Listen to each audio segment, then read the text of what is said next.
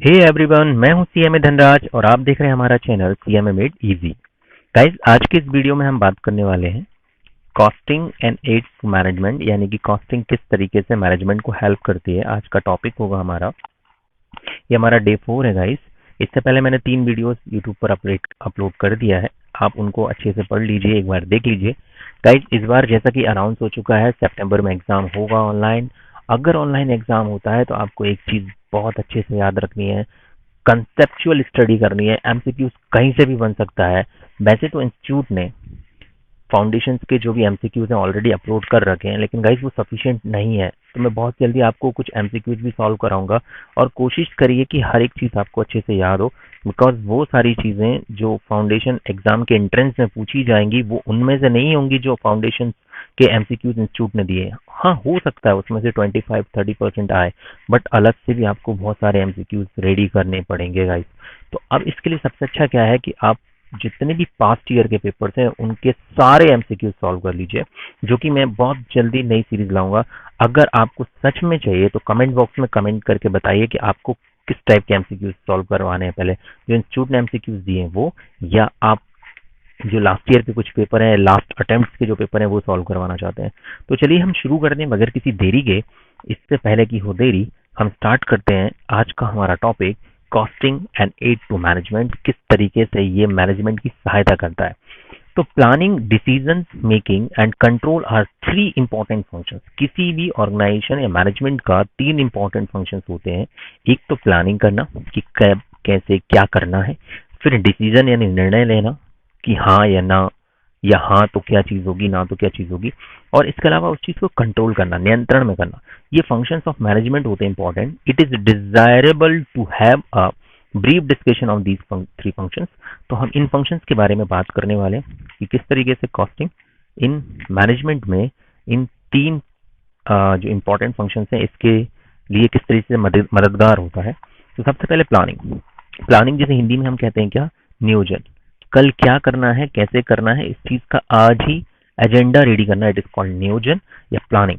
तो planning is a thinking in advance. क्या कहते हैं, एडवांस में सोचना, यानी कल क्या करना है, कैसे करना है, कब करना है, कल क्या करना है, ये सारी चीजें आज ही डिसाइड कर लेना। That is looking ahead in deciding advance what to do, क्या करना है, हाउ टू डू, कैसे करना है, व्हेन टू डू, कब करना है, and who is to do it, और कौन करेगा। In planning, management is concerned with the laying down objective and determining the course of actions to be followed out by the several alternatives available to achieve those objectives. Thus, planning is concerned with future activity.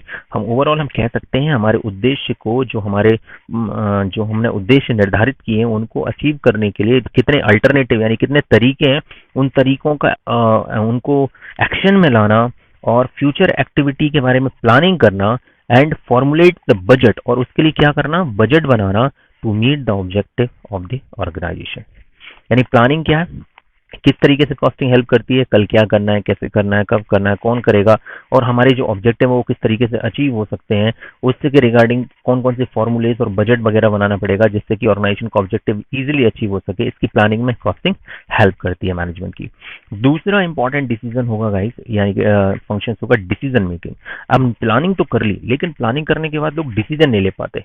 जैसे आपने planning तो करनी है कि आपको कुछ अच्छा करना है, सीए करना है, सीएमए करना है, सीएस करना है, बट आप इसमें से चूज नहीं कर पा रहे हो, डिसीजन नहीं ले पा रहे हो। आपको ये तो पता है तीनों अच्छे हैं, लेकिन इनमें से सबसे अच्छा क्या है, मेरे लिए क्या अच्छा है।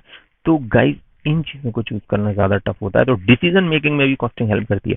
Since management has to make a choice of one course of action, कोई ना कोई एक एक्शन लेना पड़ेगा out of the several alternative. यहाँ की आपके पास बहुत सारे ऑप्शन हैं, यहाँ पर आपके पास बहुत सारे ऑप्शन होंगे।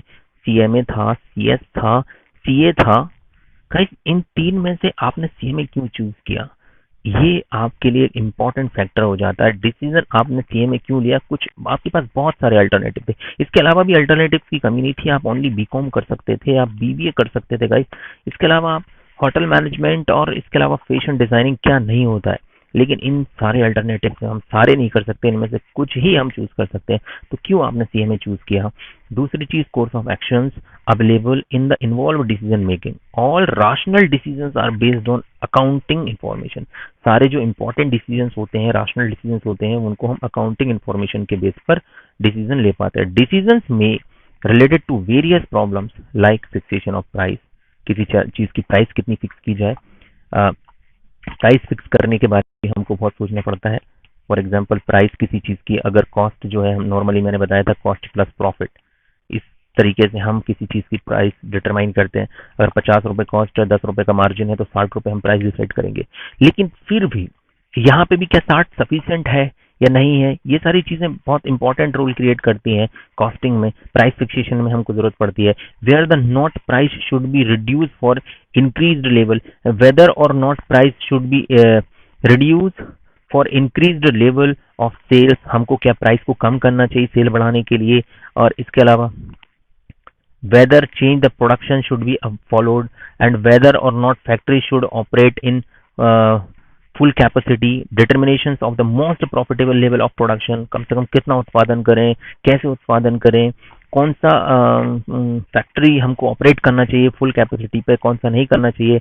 Weather to make buy or spare part, buy spare part हम कह सकते हैं कि कब किस स्पेयर पार्ट को खरीद लेना चाहिए। इट मीन्स कि कभी कभी हम पुरानी मशीनों का कंटिन्यूसली यूज कर रहे होते हैं, लेकिन पुरानी मशीनों का यूज करने की वजह से कॉस्ट ज्यादा आती है। तो कॉस्टिंग यहाँ पर आपको डिसीजन लेने में हेल्प करती है गाइस, कि एक जो मशीन जिसका आप यूज कर रहे हो, एक वो मशीन जो आपके प्लांट में यूज हो रही है, वो मशीन कब आपको रिप्लेस कर देनी चाहिए, वो आपको कब चेंज कर देनी चाहिए। इन चीजों के रिगार्डिंग भी कॉस्टिंग हमें डिसीजन लेने में हेल्प करती है। जैसे आपके पास एक बाइक है, तो वो तो अभी भी होगी, लेकिन 10 साल होने के बाद आप देखते हो कि उसमें हम 5,000 रुपए लगाते हैं और इसके बाद वो फिर 5 महीने चलती है, फिर खराब हो जाती है। यानी हर महीने उसको 1,000 रुपए उसके मेंटेनेंस पे दे रहे हो। पेट्रोल तो अलग से आपका लग ही रहा है। तो आप इन चीजों पर को ध्यान में रखते हो कब उसको रिप्लेस कर देना चाहिए, ये बहुत इंपॉर्टेंट डिसीजन होता है गाइस। तो यहाँ पर कॉस्टिंग हमको इसमें भी हेल्प करती है। Weather a new product should be introduce in the market, कब हमको नया प्रोडक्ट ले आना चाहिए। आज नोकिया हमारे बीच में नहीं है, बिकॉज कहीं ना कहीं वो अब मार्केट से आउट ऑफ डेट हो चुका है। Whether the product should be exported और not, whether the particular market should be trapped और not, whether the product should be discontinued to avoid the present loss, and whether और not an investment in a particular assets will be worthwhile. ठीक है, तो हमें कभी भी कोई भी एसेट्स का किस तरीके से इसको चेंज कर देना चाहिए वगैरह वगैरह, ये सारी चीजें इंपॉर्टेंट डिसीजन में आती हैं। तो कहीं ना कहीं डिसीजन मेकिंग इस सिचुएशन में कॉस्टिंग आपको हेल्प करती है कि कब डिसीजन हम लोगों को इन चीजों के रिगार्डिंग लेने चाहिए। फिर इसके अलावा कंट्रोल करने में हमारी बहुत हेल्प करती है। कंट्रोल किस चीज को किया जाता है गाइस? कंट्रोल किया जाता है खर्चों को। तो controlling is the part of the management activity whereby managers compare the actual performance against with the standard. मैं कई बार बता चुका हूँ, controlling is the process of comparison. Control में क्या होता है? Control is the process of compare the actual performance, किसके साथ? एक्चुअल परफॉर्मेंस को किसके साथ कंपेयर किया जाता है? Versus compare with standard performance, इसके साथ कंपेयर किया जाता है स्टैंडर्ड परफॉर्मेंस के साथ। अब ये मे बी पॉजिटिव और नेगेटिव। पॉजिटिव है तो इट इज गुड, नेगेटिव है तो इसमें इंप्रूवमेंट करने की जरूरत हमको रहती है।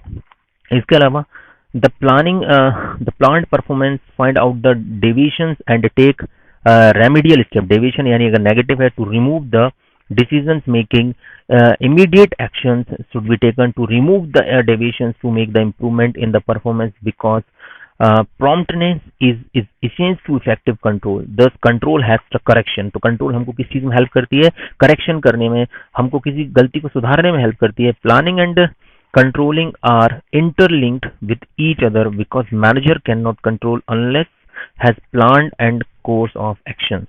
The above functions of management cannot be satisfactorily carried out by the financial accounting because its limitation।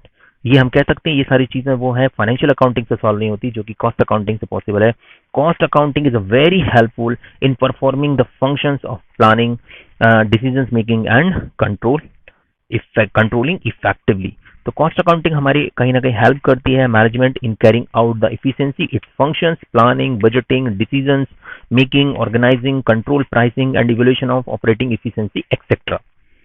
by the developing the practical cost procedures that provides information useful in the controlling the operation of the business enterprise. Cost accounting does the this by analyzing, recording and standardizing, forecasting, comparing, reporting. हम कह सकते हैं guys cost accounting का कोई limited scope नहीं है, बहुत advance होती है, बट कहीं ना कहीं तीन उसके मेन काम होते हैं। प्लानिंग का हो गया, आपका डिसीजन मेकिंग का हो गया, और इसके अलावा कंट्रोलिंग का हो गया। तो गाइस ये सारे आपके कुछ यहाँ पर फंक्शंस दे रखे हैं जो कि हमने देखा, जो कि हमने इस तरीके से डिस्कस किया है। तो अभी इस वीडियो में इतना ही, मिलते हैं अगले वीडियो में। तब तक के लिए घर पे रहिए, सेफ रहिए और पढ़ते रहिए।